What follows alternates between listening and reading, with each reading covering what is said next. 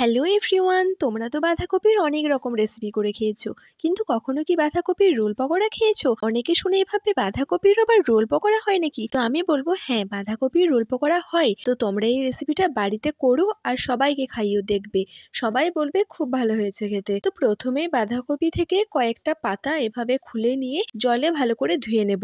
তারপর গরম জলে নুন দিয়ে লো ফ্লেমে 2 থেকে 3 মিনিটের মতো ভাপিয়ে নিতে হবে। এবার একটা কড়াইয়ে সর্ষের তেল দিয়ে 1 চামচ গোটা জিরে আর পেঁয়াজ কুচি দিয়ে পেঁয়াজগুলো হালকা লাল করে ভেজে নিতে হবে। তারপর গাজর কুচি, ক্যাপসিকাম কুচি, টমেটো কুচি, কাঁচা লঙ্কা কুচি দিয়ে 1 মিনিটের মতো ভাজলেই আমাদের সবজিগুলো মোটামুটি সেদ্ধ হয়ে যাবে। তারপর ওতে সেদ্ধ আলু আর একটা ডিম দিয়ে ভালো করে গ্রেট করে দিয়ে চিলি ফ্লেক্স, হলুদ গুঁড়ো, জিরে গুঁড়ো, ধনে গুঁড়ো, লঙ্কা গুঁড়ো, চাট মশলা, নুন, ধনেপাতা দিয়ে ভালো করে কষে নেব। জানো, আমি তো প্রথমে নুন দিতেই ভুলে গিয়েছিলাম, তারপর নুনটা শেষে দিলাম। তোমরাও যেন ওই ভুল করে ফেলো না, তোমরা প্রথমে নুনটা দিয়ে দেবে। তো আমাদের আলু আর ডিমের পুরটা রেডি হয়ে গেছে।